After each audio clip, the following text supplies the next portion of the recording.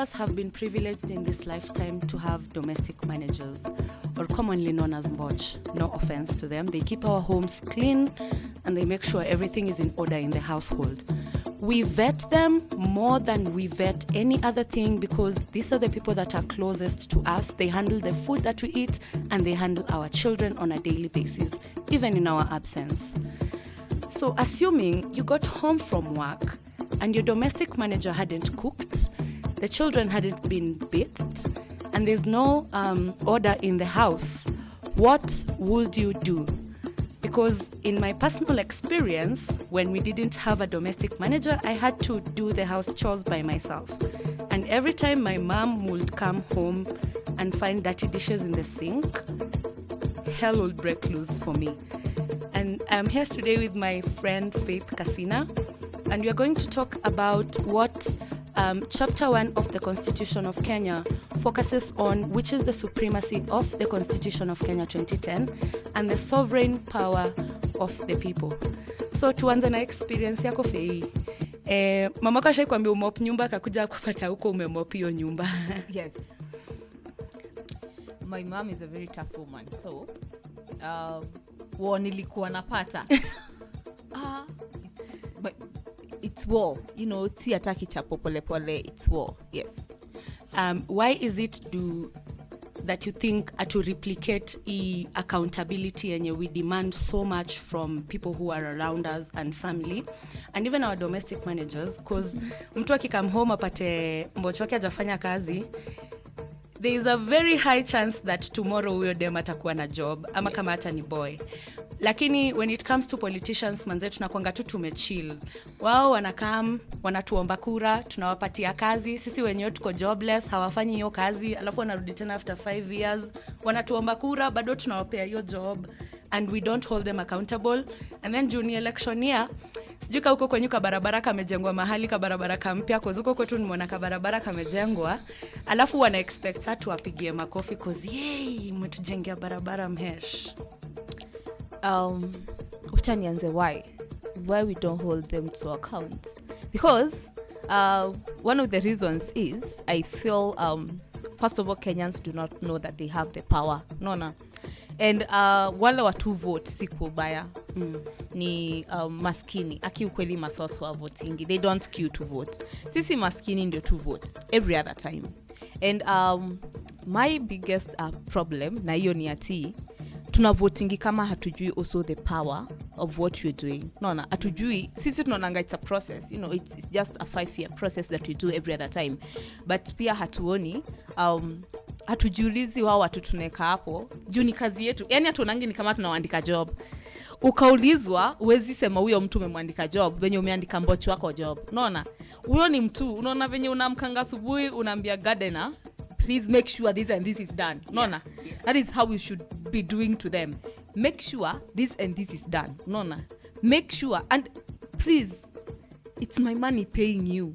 But exactly. We never realize that. Because utamka asubuhi uende hustle yako, so uonangi mali zinaingiana. I don't think whether people know that it's actually their taxes. But pia ni kama wajui hizo taxes wanazilipa aje. Unaona? So waoni mali zinaingia na wanaonanga tu wanalipwa, and so wanalipwa na pesa ya gava. So waoni venye wamechangia pesa ya gava maybe. And maybe kama wanajua, maybe they also don't know how they can do it, and they feel so powerless. I don't think that Kenyans actually realize their power. So despite the fact that constitution inatuambia all sovereign power belongs to the people of Kenya, bado hatujakam to your realization. But pia maybe jina sovereign power ni kubwa sana. Cause mi sidhani kama wamotura naelewa sovereign power ni nini. Although to my own understanding, mi nimelelewa kwa familia ya Kikristo. So nikiambiwa sovereign power mi najuanga huyo ni God. Cause ukiwa Mkristo hakuna power yenye imesupersede ya God. Yeye ndio the most high. So Constitution ikisema all people of Kenya have the sovereign power. Manze mukwa nimebelieve manze hiyo ndio power mimi nimehold come Kenya. Na hiyo ndio yonipeanga courage ya kupiga kelele huku kwa social media pale Twitter na Facebook sana. Although TikTok iko na algorithms 50. But I totally get you. So it could demystify the fact that mtu unaweza enda kwa duka alafu pewe risiti uone imeandikwa VAT, hiyo ni tax. Na hiyo tax KRA wanashindanga wametuambia tulipe ushuru ndio tujitegemee. Lakini hatujitegemei. Na juzi kumekuwa na hizi threats za terror attack. Sijui kama ulisikia hiyo story. Yes. Alafu police spokesperson Bruno Shioso akaandika statement akasema hao wana respond to information yenye imekuwa ikicirculate on social media. Na hapo sasa ndio nilikuwa najiuliza, kwani National Intelligence Service hawakuwapatia intelligence ndio mu respond from a point of knowledge manze? Na nilifeel vibaya cause taxes nalipa man, azimpati room ya kucheza hizo games na mimi. But up to now hiyo mata bado haijakuwa addressed sufficiently. Na jana in as much as walisema our borders are safe, our homeland is safe, jana kumelipuka huko Mandera kwa basi. Yes. Sijui kawa una jam, but mi na jam sana. Because ile uchungu nasikia manze saini kinunua mkate na 55 bob. Kuna time mkate ilikuanga 20 bob. Yes. Ile uchungu nasikia nikinunua mkate na 55 bob manze. Au wase hawafai kuwa wanatupatia, hawafai kuwa wanatuongelesha hivyo cause as you've said manze, si ndio tumewapatia hiyo job, ni si ndio boss in this situation. Ni nini tunaweza ambia Wakenya ndio wa grasp concept that ukiamka asubuhi wende unafaa uende uambie MCA wako ile barabara iko fiti, na by jioni tunataka hiyo barabara iko fiti, na huyo MCA aitengeneze actually, ama MP ama taka ni governor. Cause the challenge I think yenye most of us tuko nayo hapa, and I don't think it's a Kenyan challenge alone, it's a challenge everywhere. Our leaders are inaccessible manze. Ni rahisi kukutana na Yesu than kukutana na MP wako. Exactly. Juu Yesu utampata kwa kila church. Na MP wako ashahama, anaishi Kileleshwa, amekuacha kwenye Kayole. Anyway, I think also our problem ni we keep saying the new constitution 2010. Our constitution is ever new. Unaona? Hatujawahi jifunza, haijawahi somwa. Mwananchi wa kawaida hajawahi fungua hata page 1. Unaona? Ajui hata preamble inasema nini. Hata ajui preamble ni nini. That is our problem. We've not broken these documents to the language that each person can understand in this country. Si kila mtu anaelewa Kizungu. Unaona? Place nimetoka tunaongeanga sheng sana. Mavijana waelewi kitu. Unaona, ukiwapelekea na hii lugha yenyewe wata understand. Ni Kizungu mingi. Mali gava yetu inafaa kuwa kitu gava yetu inafaa kuwa inafanya ni ku make sure every person understands that venye umesoma God ndio supreme power yenye tunajua, sovereign power yenye tunajua sisi wa Kristo, pia ndio God wetu wa hii country. Unaona, this is our God, that's the truth, because it rules everything. Hii ndio inatupea direction in this country. But if you don't know what's the document that gives you direction, that has everything in it that yenye unafaa kufanya kama mwananchi, where will you get the power? True. Because hata polisi wenyewe na ndio wanasemanga they should protect, kazi yao ni ku maintain law and order na protect this country and all that. They also don't know what this document has. Unaona? Juu unaendanga kuambia I have my rights, I have this and this, and they will be like, which rights? No, anakuangalia msichana shidako ni nini? Shidako ni gani? Hata nakupiga bare. Ni kama hajui where that has come from. No. So, my problem is that this document is so new, and has been very new ever since we promulgated it in 2010 August, but you're still here saying it's the new document. No, it's about 12 years later. Mtoto wa 12 years ako class 7, class 6. By the ako class. What are we doing? We are playing jokes with tunacheza jokes kwa hii country. Na tunacheza na mwananchi wa kawaida. Juu yeye ndio hailewi ni nini ameshika. Hii document inafaa kuwa kwa every household kama Bible. Kama Quran. Lakini uraia walitupatia. Mimi nadhani uraia walipatia kila mtu hii document. Ni venye tu wengine wetu tulienda tukawasha nayo jiko. Jua tu kwa tunajua the importance. Na kusema ukweli mimi, tulipewa 2010. The first time niliifungua constitution, kusoma constitution, nadhani ilikuwa 2017. Mimi, I think the first document was bigger. I don't know, because kwetu kwa nyumba niliona a bigger wherever. Enyi mko na versions. King James version. So, wow. Sijui by the way, maybe hata si document niliona, maybe si constitution, but yes, I feel we also have a role to play. Na badala ya social media, badala media zetu kushindanga wakitufeed negativity na ujinga na ufala mob wanatuoneshanga ati kila saa soaps na hizo vitu. I think they should be chambuaring one chapter every day. Mainstream media yetu ufikiria the only challenge that we have as young people in Kenya ni is mapenzi. Relationship challenges. Ni mapenzi. Lakini hiyo mapenzi pia iwaka. But then we really need we need to make it mandatory that kila mwananchi wa Kenya akuwe na constitution. Kila boma ikuwe na constitution. And then kukuwe na simplified versions. Si Kiswahili na Kizungu peke yake. Kuna watu wajui kusoma, that's the truth. Unaona? Yeah. Then gava yetu ieke resources into it to make sure that hata mkamba mali yako mkale mwenye ajui kusoma na kila mtu anajua hii document inamaanisha nini. Na imemwambia ukweli mali hizo power zake ziko.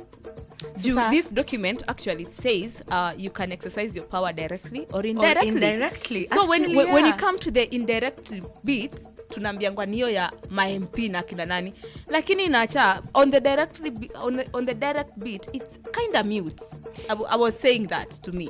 Because when you read chapter 1 peke yake, it only leaves the direct bits only there. Unaona? Yeah. Unless when kwa hizo chapters zingine ndio tuone imekupea power ya public participation, imekupea power. Unaona? But the indirectly bits pia imetuachia hapo kwa MP, kwa MCA na nini. So people think they will go vote in their MP, vote in their MCA, but then hiyo power ingine ya kuwatoa na all that. Unaona? Hawajuangi iko wapi na wajua wanaweza fanya nini na wajui pia how to hold them to account because kuna MP wakichaguliwa they'll never wataenda ground. Unaona? Yeah. So I feel on your basis ya civic education na hiyo ndio kitu inafaa kuwa ina happen continuously, not just in an election year, but most of the time at a civil society away from government. Mimi najua government haiwezi support civic education kwa sababu hawataki tuchanuke sana tuwashinde. Hii control wametuweka nayo ni kwa sababu hatujui content za hii constitution. But sasa civil society organizations zinafaa kukam kufill in your gap. But most of the time civil society utasikia zikiongelelea civic education kama ni mwaka ya election. Saka hii 2022. That's the coolest thing kusema in civil society circles. Simama tu mahali useme civic engagement for young people. Manze umetoboa maisha unaomoka kesho. I think we pretend too much. Our to civil society. We pretend too much to care about the common mwananchi but only want to chip in saa yenye ni shida kubwa imetokea. Unaona? Sasa watu wengi wana chip in because wameona young people are not registering to be, they're not registering their votes to be voters. And it's because they're tired also, but also it's because they are ignorant. That's the truth. We've been saying it's voter apathy. No, my dear, it's ignorance. That's the truth. And my problem is tunapenda civil society inapenda sasa unaona saa yenye shida imeoneshana kila mahali imeoneshana and then they come in and say they are the saviors wamesaidia wamekuwa pia all along like it's 5 years. Your period yote we've been quiet about educating our youths and wamama because our the majority of the voters wamama na youths about their rights, about how they can exercise them, about their responsibilities, about everything. But then now saying things zimeharibika because zimeharibika ukweli. If young people are not going to vote, who is voting for anyone? Who is voting for anyone? And you know, here is where the dilemma is. So statistics zinaonyesha 57% of the voter population ni people below the age of 35. So vijana tukishikana na tuseme si tunataka Faith Kasina akwe president. Ni huyo. Faith Kasina na akwe president because already akona 50+1. And hiyo kitu ina threaten watu wako in political circles. And mimi nafikiria ni very systemic kwa sababu in Scandinavian countries watu wanaanza kuinteract na constitution yao wakiwa grade 2, grade 3.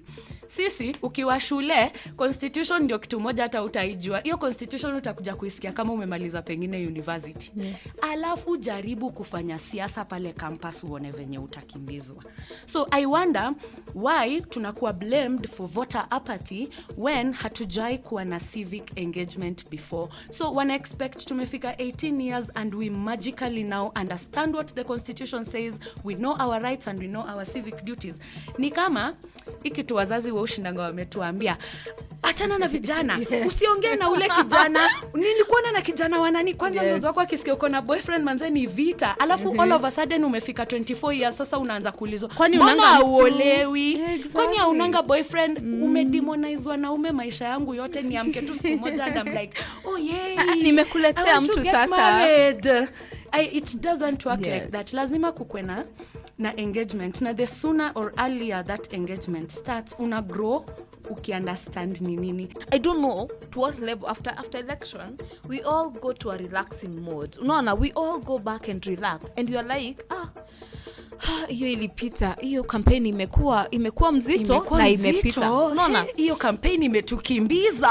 Yes, but then hiyo process ya kuhold because sasa ndio kazi imeanza. Unaona, hiyo process yenye inafuata ndio actually if I could stop, ndio inafaa kuendelea because these people need to be held to account. You need to know budget wanapewa, you need to know, yani unaona it's a process vile wameitumia hiyo information atupeangu mtaani. Mtu anakujanga kutengeneza barabara anawaambia anatuma nyumba 10 wao wakuje kutafuta vijana mtaani. Unaona, sasa mnatafuta mnaambiwa nyinyi endeni mtengeneze barabara mtapewa 400 shillings. Ama anajenga choo alafu anaandika by CDF. No, kwetu imeandikwa by honorable so and so.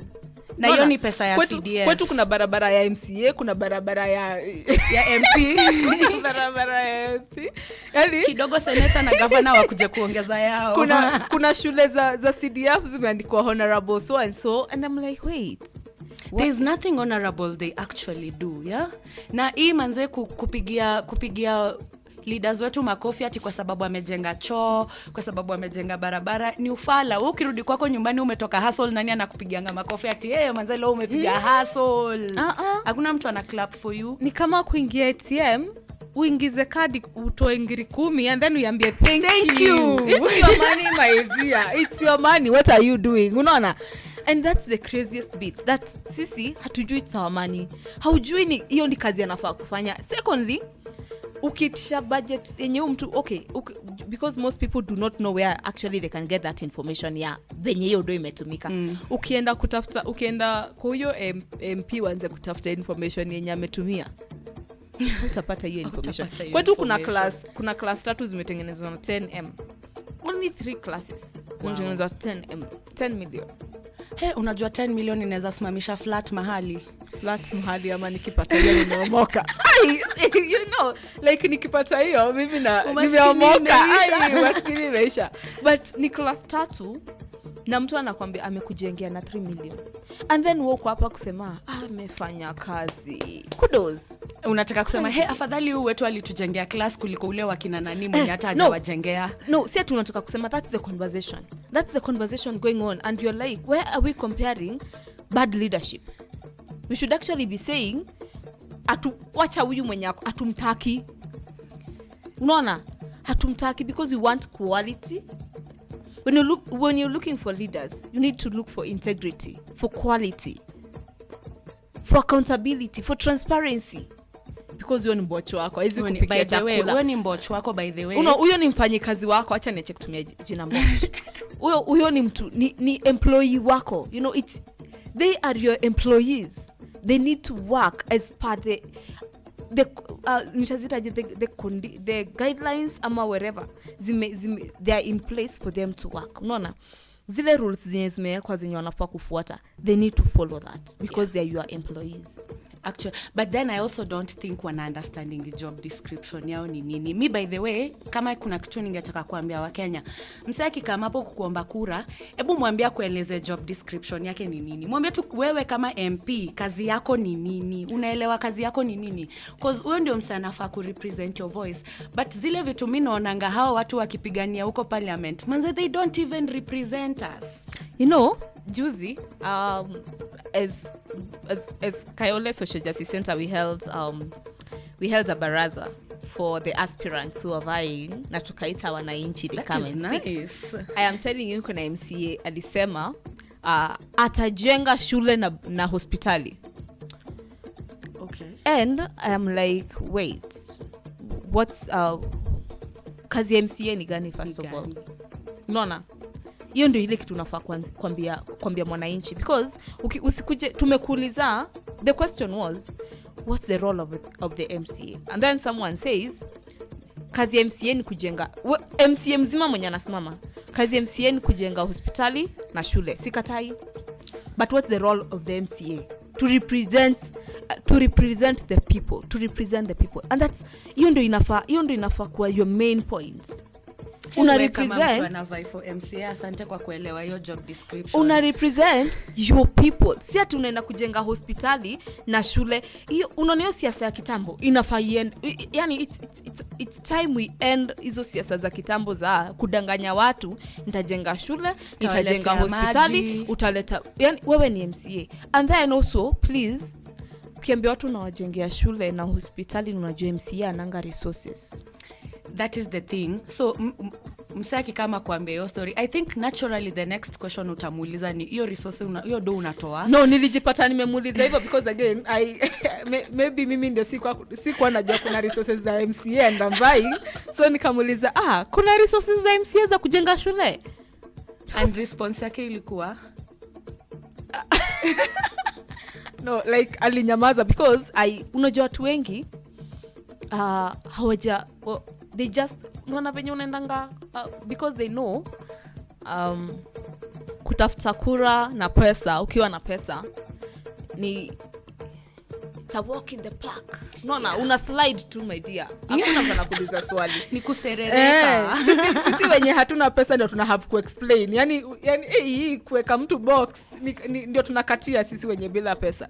Lakini wenye wako na pesa wana slide tu because mwananchi and I'm sorry to say this, mwananchi anataka amekalia dimanga for so long, unaona yeye anataka do unampea nini, na because wamejiekea also wale wenye wamekuwa before ile ukipata unaomoka, unaona wetu MCA wetu mara ya kwanza alipata akaenda saika kidogo, akatoka saika ako fedha, unaona so unaona they are always upgrading but hawakuji mtaani, so mwananchi akona ile nini, hata nikikupea unaomoka, unaona.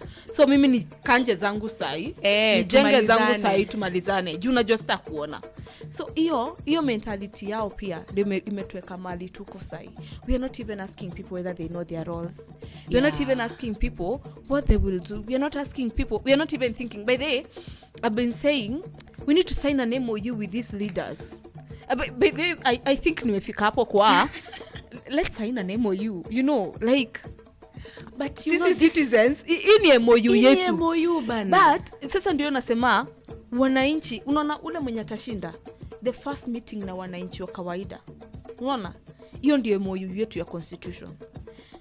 Tunamwambia, unaona venye katiba imesema kazi yako, unaona venye imesema tunaweza kutoa my dear, tunakutoa when parliament ilikuwa inapitisha the budget na unapigia MP wako na unamuuliza uko sure naweza afford hiyo pesa unataka kupitisha, unaona bei ya mafuta nini debt ceiling, and I'm like wait, kwani watu wamesahau kwenye wametoka? Hiyo budget tunajaribu kupitisha, mimi siwezi afford. First of all, most Kenyans wezi afford hata 1 meal a day ni shida kuwekelea kwa meza. Most of them are surviving with $1 a day. Hiyo ni 100 bob. Unaona? 100 bob. Na sasa unga ni 130. Na exactly. So huyo mtu hata unga kupata ni shida. Na MP wenyu vizuri sana hajui ama unapitia shida. Hajui hata hakuna siku washaisema to reduce mshahara. you know, like huyo ni mfanyikazi wako, anajua nyumba yako venye iko, unaona, like hiyo ni conversation tunafaa kuhavingi na wao. Juu how allowance yao, ukiangalia hata allowance, ukiangalia allowance ya kuketi, kufanya ile kazi unamlipa mshahara afanye. Bado kwenda kukaa pale, sijui sasa mshahara inakuanga nini, juu kama unapewa allowance per sitting, haufai kupata mshahara. Mimi I don't know whether unanifeel. I think sisi wote tunafaa kwenda tuambie wenye tuko na majob, tuambie masonko wetu, manza hata pia mimi nataka sitting allowance. Kama nakubali MP kwa na sitting allowance, pia mimi nipewe sitting allowance. Sisi wote ushinda tumeketi. Those people do not actually care about the common mwananchi. That person is getting an allowance, is getting their monthly now income. Unaona? Bado atoke hapo hata haja kuja ground, kuja kuangalia shida yenu ni gani. Mostly atakuja sasa yenye anapeana basari za CDF. Unaona? Akuja waambie ni zake ni pesa CDF. Secondly, anakuja saa yenye kuna, you know, governor anapea visits, saa yenye, you know, lakini saa yenye mnahitajiwa mtu, ama saa yenye those wenye walimkampainia wale community influencers sana wanakuanga cartels, and I'm sorry to say this, saa yenye walimkampainia wakiwa na matanga na harusi ndio mtawaona, no, and mpaka we've reduced the role of MCAs to kulipa matanga na harusi na hospital bill. Alafu anakuja anasema hata tumeona tupatie huyu kijana 1,100 ndio aende aanze maisha, and you're thinking kama angekuwa na a sustainable source of income akungekuwa na haja ya wewe kumpatia hiyo 100,000. Na unajua walienda hadi wakatumia hiyo kama reason ya kuongeza mshahara, kujustify kuongeza mshahara ati kwa sababu wanatupeanga handouts. But kama ungekuwa umecreate a good environment for private sector ku thrive, kungekuwa na jobs, mimi singekuwa nahitaji hiyo handout yako. Exactly. Na hiyo ndio kazi tumekutuma uende ufanye, na bado hauifanyi. And it's because we are okay, like we clap for them. Tunakubali like, shit happen. I feel sad when nikienda kwa Facebook page ya mtaa, tunakonga na Facebook page, and then mtaa yenyu mmechanuka bana. Facebook page yetu ya mtaa, unaona tu mtu ametype, you know, ati kiongozi so and so, harusi, matanga, rorasho. Lakini sahi shule yetu tunakuanga na shule hizo shule za kanjo, mtaa yetu, wodi yetu ni moja. So kwa hiyo shule yetu haina maji, watoi wanabebanga, yani it's Nairobi but watoi wanabebanga. So parting shot yako leo inaweza kwa nini kama advice to other young Kenyans, especially si wasewa young, na hiyo age group ya 24 na 18 wako around 4.6 million manze. Au ni watu wengi, but na understand that pia i lack of interest kwa hii political process ni because tuliona 2008 venye kulienda, tuliona 2013 hiyo contention ilikuwa, tuliona 2017, and I think up to now as a country we are still reeling from events za 2017. Atujai recover from hiyo election bado, na hizo election cycles zote zinatuonyesha tu manze, hata upige kura huyo msaendi kurepresent sauti yako. But pia hatu expect hao wase wakae tu hapo wafanye venye wanataka. Ni sisi tunafaa ku make sure that wanatusikiza. So parting shot ni nini as a way forward for hii mwaka? I think kwanza ukisema all is not lost, the truth is if we don't up our game, all will be lost. If we don't step in, all will be lost. That's very the truth. No. Because if you're losing a whole generation that doesn't care about kura yao ndio inawapea first of all jobs, because the person you're going to choose doesn't represent. No. So if you even don't know what that means to you, to your future and to your life, then all will be lost. Because tutakuwa pia na a frustrated generation of people who feel that they don't belong in this country. And Kenya yetu ndio imetufikisha hapa. The systems that are in place. IBC je tuonesha trust yake. Je tuonesha by the way nikivote nitakuwa kura yangu ita make sense. All along it's been the people, those who have the power have the say. Unaona? Yeah. It's not actually the majority. Yeah. It's the minority. It's about the minority who have the power. Unaona? Who have the money. Unaona? It's the 1% who have the say. They will decide MCA wakayole, they will decide the MP, they will decide the president, they will decide the governor, they will decide everything for the people. But the only way that can change is, imagine mmechagua MCA wenyu, mmejua ukweli amepita na mmekewa the wrong person na mmesema amumtaki. What will happen? Exactly. Watarudia hizo kura. That's how you hold IEBC accountable. That is how you hold IEBC accountable. But then nani anawahold to account kama watu hawana kura? You see, that's why I'm saying all will be lost if we do not up our game and rescue and save the young generation. Mimi I'm just coming from the 20 your rank ya 20 nini nimepanda kidogo juu, niko hapo 27, but I feel them, nimetoka hapo, like I was feeling, the first time I voted ilikuwa the last election, and was feeling, I even asked my mother, is there a need for me to vote? It does not make sense. Unaona? Juu hata kura yangu hai make sense whether nimevote ama sija vote. First of all, zilikilibiwa ikarudiwa. Unaona? Like kabisa does not make sense. So first, there's a lot we need to change everything that is in place and put structures in place that work for the common mwananchi. And the only way that can happen is if people boycott. Unaona, the radical, revolution tu, ile design ya tumeamua nothing for us without us. Yes. Hile kitu tumesema ni A, ukitupea B hatutaki na hatusikizwi. Na by the end ndio your generation. Na hatusikizwi, but pia tuko na uoga mama. Tuko na uoga, that's the truth. Unaona? Na tuko na ile feeling ya maybe I change it and part in my lifetime. Maybe I need to sit back, kiongozi anite kwake anipe ngiri 100, mimi nishughulike na shughuli yangu, because hata nikimpiga vita niko peke yangu. No one, hatutaki pia kuwa part of the process. By the way, my young people wanataka change, but wengi wataki kuwa part of the process. So mimi, my parting shot is, vijana tujitume. By the way, if we don't, na mimi sitakwambia wakati ni sasa, usipojituma saa hii watoto wako watakula nothing. Usipojituma saa hii watoto wako watapata system kwanza is not even friendly for them. Wacha sisi we are suffering from mental health every day, hawatapata system in our knowledge. And the reason why we are suffering from mental health is because we are frustrated. But imagine sasa wewe uko frustrated, umezaa mtoto kwa hiyo generation, umepata another burden. Huyo mtu atakuaje?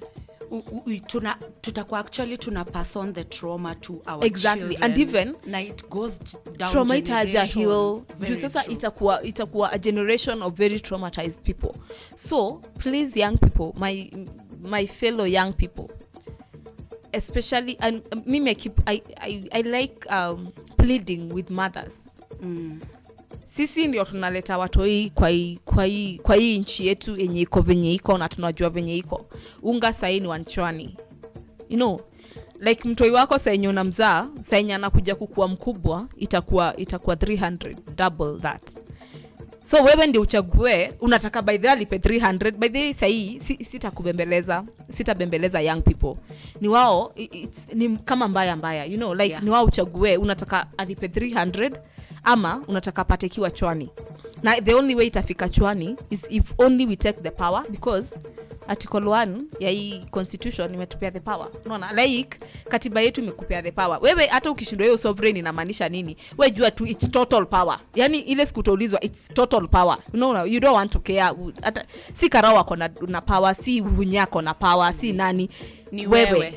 Wewe, mimi na Ayela hapa ndio tuko na power. No, it's the total power belongs to the people. So to the young people, because nyinyi ndio mtakuwa after 50 years watoto wenyu watakuwa wanakuuliza, ulilalisha tupate hii maisha. Unaona? So wewe ndio unakuwa kwa blame. Ndio unaona venye sisi tunasemanga Kenyatta kiiba shamba guka yako alikuwa wapi? Alikuwa wapi? Wewe utakuwa unaulizwa, tukifika hapa mahali tumefika ulikuwa wapi? Na yako itakuwa ya shamba. Hata sisi wenyewe hatuna mashamba saiza kupea watoto. Like Kenya itakuwa imeenda yote na the 1% wenye tunaongelelea, the millionaires, the billionaires, au ndo watakuwa wameenda nayo. Imagine sisi 99% sisi wengine ni maskini. How about tukigeuzia masource and we take over? Think about that. Wewe mwenye uko mtaani unafeel hauna power. Jua tu umeruliwa na 1% ya hii country. Imagine if we unite and take the power, you know, like if we unite and decide like sisi kama maskini, juu sisi ni maskini ukweli, we are taking the power, we are taking over this country, and we want things to work for us, we want things to work for our generation. That is the conversation we need to have as young people. Na kama uko base we are not having that conversation, change circle zako. Kama uko base kabisa you are not having that conversation, rudi mtaani ukalale, ikusaidii hiyo base, ikusaidii at all.